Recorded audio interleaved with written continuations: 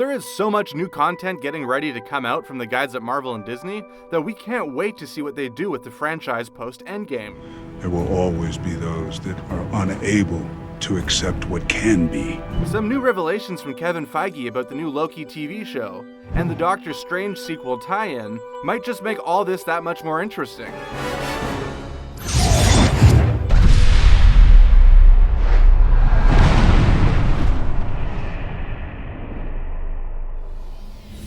After Endgame absolutely destroyed the box office and brought Phase 3 of the MCU to a close, we're getting a little break for the time being.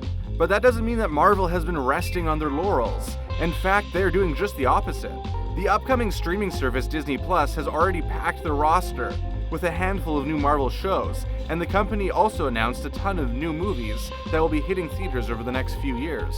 In the past, Marvel TV shows have existed outside the MCU, with shows like Jessica Jones and Agents of S.H.I.E.L.D. staying away from any characters that might cross over into the films, and make things a bit confusing. You know you're one bad day away from being me. With the exception of Agent Coulson and Maria Hill, who both made appearances in Marvel movies and on Agents of S.H.I.E.L.D. We need to shut it down! Repeat, takeoff is not authorized! But, as S.H.I.E.L.D. agents are not high-profile superheroes, they were able to move between both mediums without it getting in the way. Marvel enforced the separation in part to avoid creating multiple timelines for one character, or having events in the movies in any way affect the heroes of the shows, and vice versa. It was a good way to tell as many Marvel stories as possible without letting things get muddled, and a way to avoid having fans of movies who didn't watch the shows feel left out of storylines that might cross over from TV to the big screen. Well, whether you like it or not, those days are over. Oh no. Recently, Marvel boss Kevin Feige has slated that the new slate of Disney Plus TV shows will directly affect the events of the upcoming movies. Specifically, he confirmed that the new Loki show will have an impact on the upcoming Doctor Strange movie, as will the Scarlet Witch TV show, WandaVision. Since Wanda, aka Scarlet Witch, is already confirmed to play a big part in the new Doctor Strange in the Multiverse of Madness, it makes sense that she will factor into the new movie. Kevin Feige has even confirmed that the events that happen in Scarlet Witch in the WandaVision TV show will lead directly into the movie. But how does Loki fit in? Well, since the movie is all about the multiverse, it's not beyond the imagination that Doctor Strange could hop into Loki's timeline in order to pay him a visit. Oh yeah, right.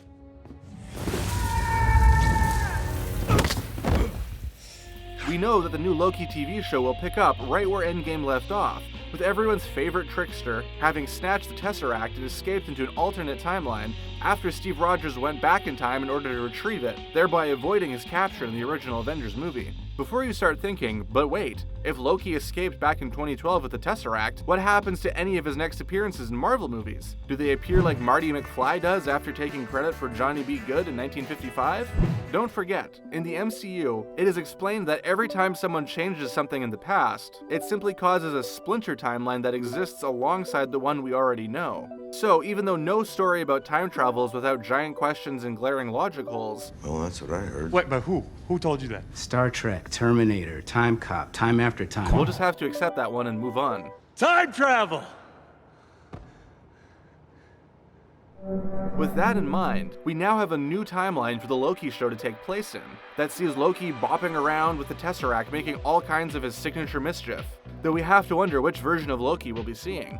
Remember, the Loki from back in 2012 hadn't undergone any of the personal growth that made him the funny, not entirely villainous Loki that we know today. Will he go back to being the power-hungry Loki that we first met all those years ago?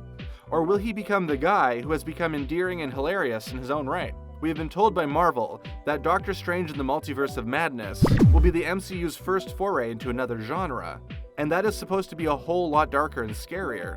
Described as gothic by the film's director, Scott Derrickson, who along with the first Doctor Strange movie, has directed other genre films like Sinister and The Exorcism of Emily Rose. While the idea of a genuinely frightening MCU movie is definitely intriguing, we are curious to find out just how far the studio is willing to push it, without worrying about alienating a giant chunk of their core audience.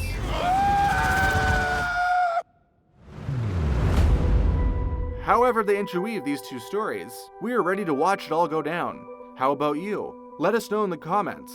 And we hope you had fun watching. Make sure to hit that subscribe button to keep up with the latest from CBR.